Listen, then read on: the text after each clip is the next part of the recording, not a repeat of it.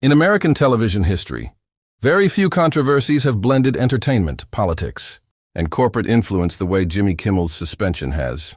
What began as a network decision quickly transformed into a nationwide debate about free speech, corporate power, and the limits of the First Amendment in a modern media landscape. For the first time since Kimmel's return, major broadcasting giants Sinclair and Nexstar agreed to air his late-night show. These two companies, among the largest owners of ABC affiliates, had previously refused. Their refusal and their sudden reversal highlights a deeper issue: the growing control that corporations exercise over what Americans see, hear, and believe. At the heart of this conflict is the question: how much influence should corporations and political leaders have over freedom of expression in America?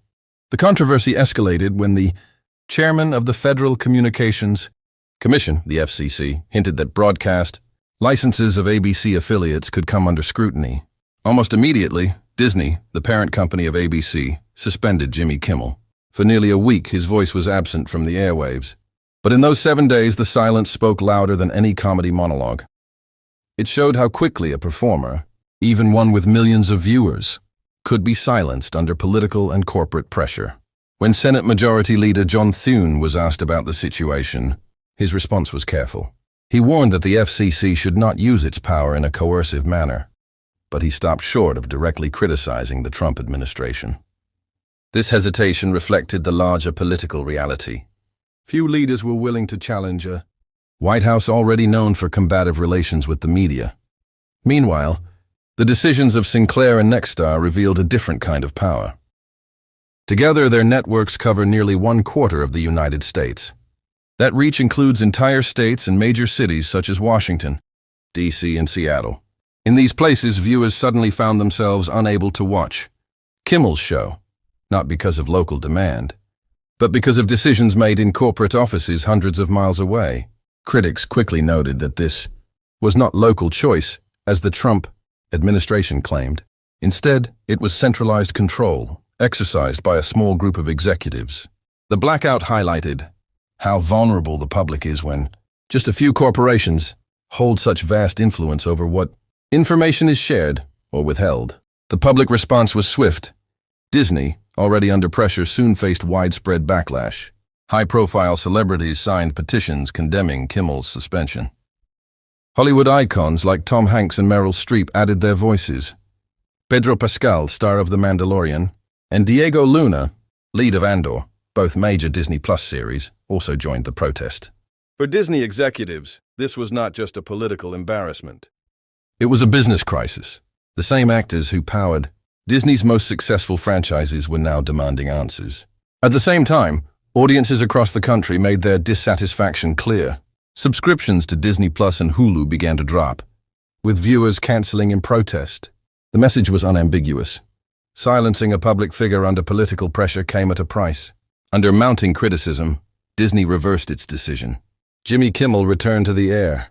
But for many, this reversal was less about defending the First Amendment and more about defending Disney's reputation and financial interests. It was a reminder that in today's media world, principles often follow profits. When Kimmel returned, his words were pointed.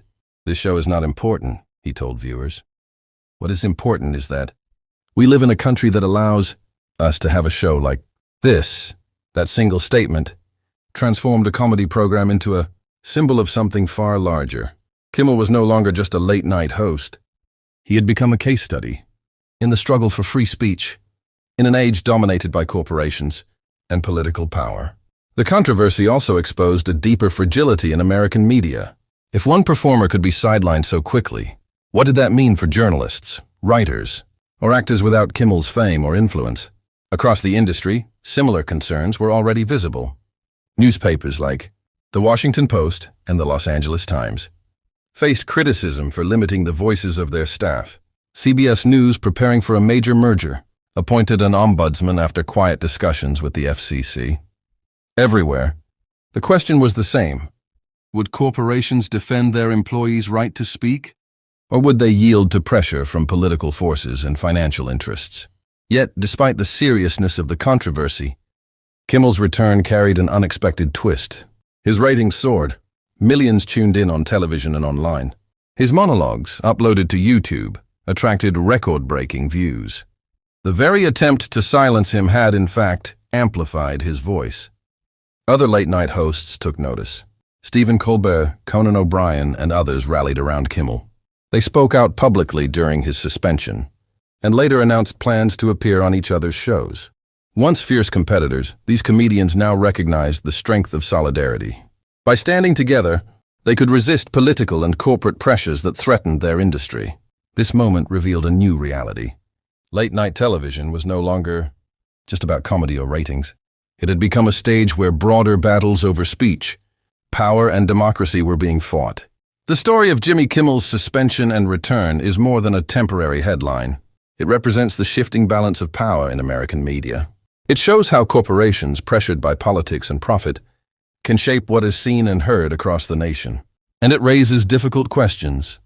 When powerful interests control the platforms of communication, how free is free speech really? In the end, Jimmy Kimmel's comeback was about more than one man or one show. It was about the American people, confronting the uncomfortable truth that their freedoms are only as strong as the institutions willing to defend them. And in this case, it took public outrage, celebrity pressure, and financial consequences to bring one man back to the stage. But the larger battle over free speech in America is far from over.